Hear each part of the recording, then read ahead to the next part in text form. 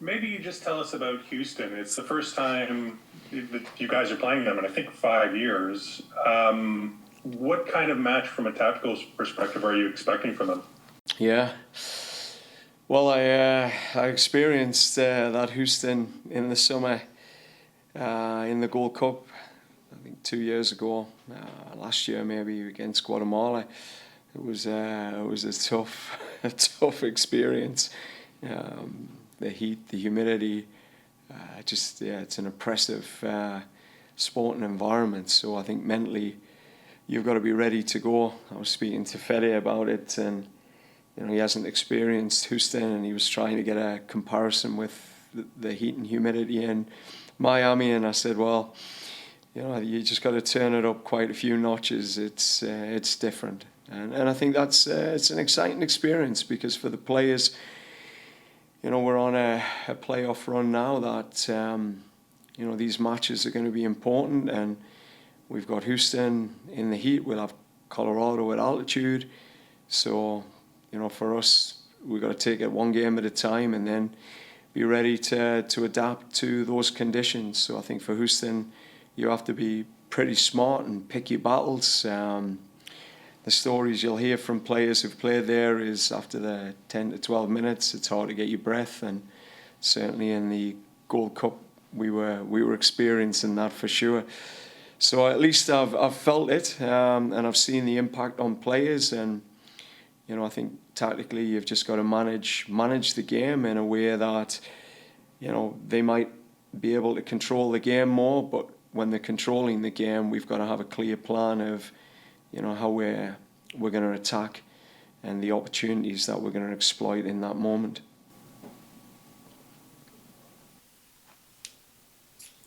We can go back to John.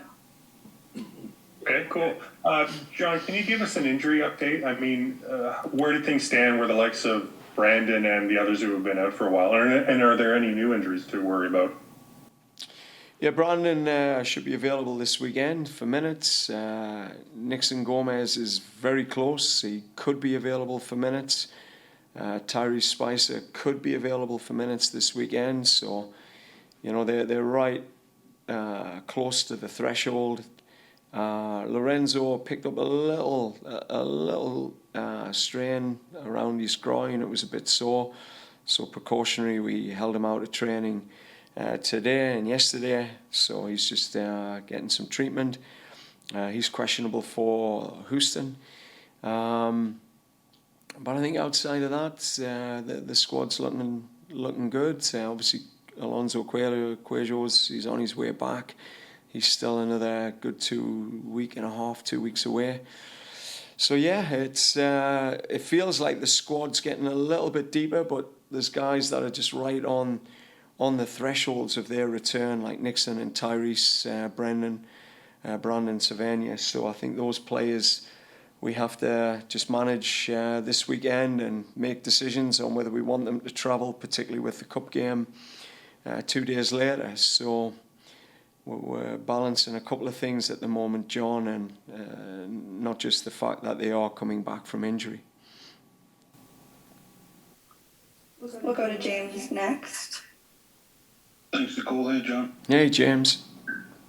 No lingering effects for Fede's ankle from Miami then? No, he's clear. It's he was pretty swollen going into the Miami game, and we had a chat in the warm-up about whether he should start or come into the game. It was a knockout cup game, and he said he'd give it his best. And I think the first run he tried to make, it wasn't good. So the swelling's gone. He's had some good treatment and good recovery time. He's just raring to go. He said he hasn't played in 2 weeks and desperate to play, as all the players are. So he's good to go. John, it's a big week for the group. It's a big 6 weeks coming ahead. What's the mindset heading into this home stretch? Well, I think it's balancing these blocks. We've got a block of 3 games and then an international break, and then we're into blocks of more back-to-back games. So I think you've got to look at these blocks. We've got 3 matches, one in Houston, which is extreme conditions. Then we have a 2-day turnaround to a big home match, which is a cup semi-final, which everyone's excited for. And then a quick turnaround to a home game against DC. So, we're looking at these 3 matches where you're looking at rotation, trying to balance minutes, but at the same time, you've got to look at one game at a time to win football matches. So going into Houston, we've got a clear vision on how we want to approach that with the squad and how we can turn a group around and which players can come in more fresher for a game against Forge. And then ultimately, going all in for the DC match, just given that the players will have some time off in that turnaround. So it's tight, James. It's right against the wire, but this is, most of us, this is what we're wired for. This is what we want in our football lives, to be competing right there under pressure and ready to perform. We'll go back to John. Thanks, Nicole. John, we haven't had a chance to talk to you since the trade for Marshall Rutty. Such a promising young player. I mean, maybe you just sort of speak to, your time coaching him and what do you see in his future?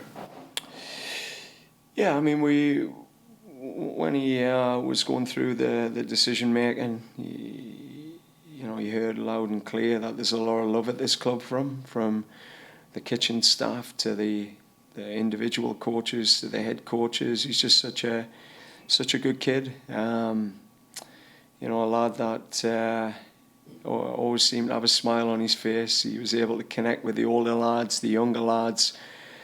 He's the same age as my son, and you sort of get to see him a bit like that as well. So, yeah, it was sad. I mean, I have to say it was emotionally sad, but I think for young players, they have to play. They have to be playing week in, week out, and for him, he's been at the club for 3-4 years around the senior team. I remember bringing him into the national team as a 16-year-old. He had a camp in Orlando during COVID, and you could see he had potential. But potential can't be realised unless you're in that pressure and in that pressure situation of having to perform, and you're not seen as the young kid at the club anymore. You've got a price tag on your head, and you've got to go and perform for a group of fans that don't see you as their own, and you've got to go and prove something to them. So I think in many ways, it's a good move for Jaquil in terms of a progression step to go where ultimately his ultimate goal is, which is to play at the highest level of the sport in Europe. And I think for Toronto FC, when you've got DPs in that position, and when you look at the type of role he's taken as a wing back, and you see Richie Laria and Fede Bernadeschi in those positions, he knew what his role is for the club. He did get a lot of opportunity, and in some games he certainly took that opportunity and showed his levels. And in others, he knew he was working towards trying to build consistency. So I think to summarise, he's been a wonderful player at this club in terms of his energy, his impact. And, for a lot of players, young players, this is the right time to move, to go and be challenged at a club that will challenge him, for sure. We'll go to James for our final question. Thanks again, Nicole. John, just maybe a little bit. I got a couple questions here that I'm sort of trying to decide which one's the right one to close with. I guess we'll just look at these 2 weeks that you guys have had. I know the last time you had a long break off, the return wasn't quite what you wanted it to be against Chicago. I'm wondering how you guys handled this extended period, what it looked like on the training pitch, and what you thought of Shane and Sean Johnson going fishing. Yeah, I mean, it's good they did that, and I think that's important, just connecting that brotherhood off the pitch. That's something that, we need to keep fostering in the group as the pressure comes on, and I think players feel the anxiety of wanting to do something for the club and the excitement. That brotherhood is tested because people are competing, and every inch, every yard now matters. So you've definitely felt that there's a performance anxiety in the group, which is born out of the desire to want to push for this club. and to get the team into the playoffs and bring some silverware. So I think that's normal, and I think this week the last 2 weeks we felt a bit of that. I think our leaders have been pushing the group, the staff have been pushing the group, and at times it's bordered on being a bit too much, and at other times, we've been able to just take the pressure off. So I think this week we started to take the pressure off so players could be a little bit more creative and relaxed around what we're doing, but not in a place where, I think they're going to go into the Houston match and be, behind the 8 ball. I think, Houston's a very different beast to where we were playing Chicago at home. Chicago at home, we were missing, a lot of our leaders. Some guys were just coming back from injury, and it was a bit of a strange feel going into that game. But this week, we've been working on all the details on our tactical blueprint. To a fault, to some degree, it's been heavily tactical the last 2 weeks, but at the same time, I'd say the players have shown a real commitment to work, and they'll be ready. I mean, I don't know if you can get ready for Houston in terms of the heat, but yeah, it's definitely, in terms of mentality, the players know getting a result there will be massive for the club.